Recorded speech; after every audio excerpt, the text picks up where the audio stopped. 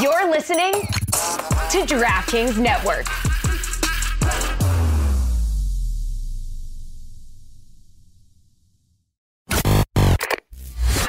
So I've been having an issue with how many of our fellow employees at Meadowlark Media are on the West Coast because I constantly have issue with texting them. And obviously texting somebody on the other coast is not actually a problem. But when I'm waking up in the morning and starting my day and wanting to reach out to our audio editing team, one of which members is on the West Coast. You're texting them at 3 a.m. their time. Right. And I don't know whether or not that's a faux pas. Is it okay for me to text somebody who's on the West Coast at what is the middle of the night for them? Is it okay for me, or early in the morning, or is that not okay? Because I'm always worried that I'm going to wake somebody up. I'm not one of those people who will send you like 12 texts trying to explain something that I could just write in one paragraph. So it'll just be the one notification. But what's going to happen? Like, am I doing the wrong thing by texting this person on the West Coast? For me, you're a monster if you are woken up by your text messages. Well, right. That's also my view. I think everyone's phone needs to be on silent or notifications silenced for the night. Mm-hmm. And texts can come in. I'll wake up. When I wake up, I'll see them. Like, the idea of somebody getting mad about a text message at 7 a.m. or 4 a.m. their time, like, I just know that, like, if I text my mom in the middle of the night, like if I text her, she's already sleeping, she'll wake up and send a text back to me and be like, "Oh, so sorry, I was sleeping." And it's like, first of all, you don't have to apologize to me for being asleep. You should be sorry for sleeping at 4 a.m. Yeah, you don't have to be worried about falling asleep. But, it could wake people up. Some people keep their phones on loud. Some people do it for emergency situations. And I'm just, I don't want to be the jerk here. I also don't like the opposite of what you're saying. I don't like when it's 8 p.m. and I text someone and I see that they already have their notifications silenced. Oh, yeah. But then they respond anyways. It's like, turn this little thing off if you're still... Your phone will prompt you nowadays. I know. There have been late nights where I'm on Instagram and my phone's like, "Hey, bud, shouldn't you be time to go to sleep? Why don't you go to bed?" Shouldn't you be putting the phone down? Yeah, I guess when I was a little kid, the day my abuela died, my dad and I were watching a movie, and the phone rang and rang, and my dad had a habit of ignoring it. And so we found out too late. And then when my mom died, we were in a movie theater. We were watching The Grinch, and my dad came out of the movie theater, again, respecting the movie theater, missed 17 calls, and that's how I found out my mom had flatlined. So I have since then, I know this sounds dark, but it's truly fine. But now you know how I'm programmed to where I don't have my phone on completely silent. I don't hear all the text messages that I get throughout the night, but I have it loud enough that if you keep calling me, I will hear the buzzing. That's if it probably keeps the right going. way to do You it. have the... Yeah, I have that. And if someone's trying to call me, I have it in a place where if you try me like 5 times, I'll eventually get to it. Right. See, that's, I guess, to me, first of all, that would be the right strategy for how to keep your phone overnight, which is if someone texts you, it's not necessarily going to wake you up, but if they're persistently reaching out to you, then it might. And my big issue is, what if it's a group chat? So now I've sent something, for example, into our audio editing group chat, and now we got multiple people responding, and it's 4 a.m. on the opposite person's time, and I just don't want to be a jerk. That's my biggest issue, is I don't want to be somebody who's waking someone else up and ruining the start of their day because I've decided to send them a text that might be for work or might be personal. What about Slack? Sometimes, like, I do some of my I don't keep show any prep for the night before. Slack doesn't work. It's like after midnight. And I'm like, I want to put this video because I want to put this on the show tomorrow. Am I going to wake up a bunch of people that are asleep because I'm dropping I haven't even had that thought because I just do it because I'm like, hey, turn your notifications off. Like, I can't not work when I want to work because I think people are asleep. I think in this day and age, it's on the operator at that point. Like, I don't think...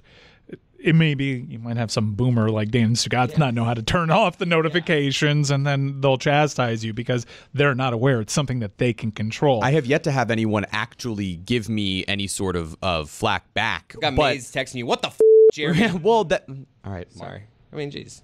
I'm editing. Trying to emphasize. Well, it's not Maze editing today. It is me editing, so that's extra work for me. Let's text them. No, but that is you guys are making me feel a lot better because I've been having these sort of like if someone ever texts you, hey, you woke me up, you text back, hey, shut your mouth and learn how to use technology. Yeah, these devices. Do you know me at all? These devices have been around long enough that I think you can trust people in terms of how they protect themselves from it, and you shouldn't be made to feel bad if you're. I've always, you know what I don't like is when I text somebody early in the morning and I just text them what I need instead of good morning, and they'll respond back like good morning.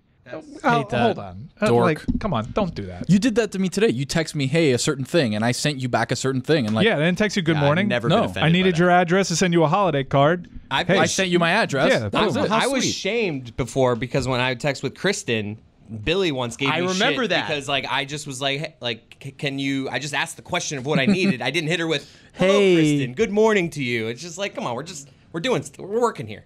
I am a good morning person if I'm sending one of those texts early in the morning, but you don't I'm need one never back. ever offended if someone's just reaching out. Yeah, if it's someone that I know and I communicate with regularly, like afford me to just skip past the pleasantry. If I'm asking a favor or if I'm dealing with someone that has hit me with good morning before, I correct the behavior, but I privately resent them. I did this. I actually had this. I was reaching out to Ryan Cortez the other day, and I was like, I haven't talked to him in a little bit, but I was asking him for something work-wise. So I did, and if he's probably going to listen to this, and I felt insecure. I did hit him in the email with, hey man, how's it going? Good, Yeah. like you're crushing it on which he is. Like Pablo, Right. Ryan's great on that show, but it felt insincere. I actually meant what I was saying, but I was thinking, is he going to receive this as he's just asking me for something and all these pleasantries are bullshit? That's actually the worst, where you do mean the pleasantry that you're providing because you're like, oh man, I actually haven't spoken to this friend in a while. I'd love to know how they're doing. But the first time you're reaching out, you have a question.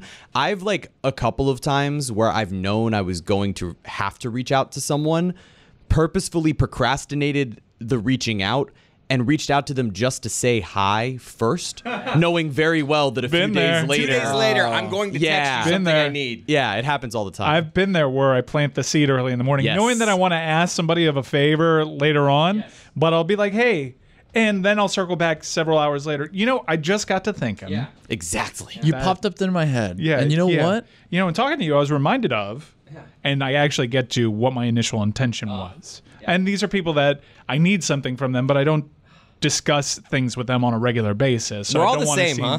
I don't want to Makes me feel better. All Look, of this. That's what I'm saying. This is such a good talk. I'm not going to be Tony's made sitting to over feel there. bad in work when my relationship with you is transactional because this is business. But people have Nothing feelings. personal. And you Tell me, stand on that. What are you thinking over there? I see you over there. No, it's I do the same thing with the guest bookers like Evan and Laura and all them. Like I always go out of my way to be friendly, to be like, "Hey guys, how's it going?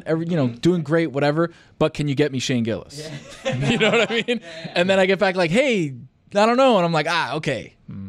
Did you get Shane Gillis? I do that with you. Did I get Shane Gillis? You can answer that one for me. He hasn't been on. He hasn't You been wanted him for an MMA hangout? Yeah, I did actually. I think He's a big MMA Shane fan. Gillis might have the award for this year, 2023, funniest joke that I've heard, and it was the Joe Biden Roomba joke. Great joke. That after his He has speech, a Joe lot of- Biden turns into a Roomba, where he's just like, Doesn't know where to go, just walks around. There's one where he takes his dad's drinking buddy Cliff to Notre Dame. I'm not going to spoil it for you. He said it at the live show. It was incredible. I like this segment. Incredible. Everyone's favorite joke of the year. Go ahead, Jeremy. Okay, great one. Mike?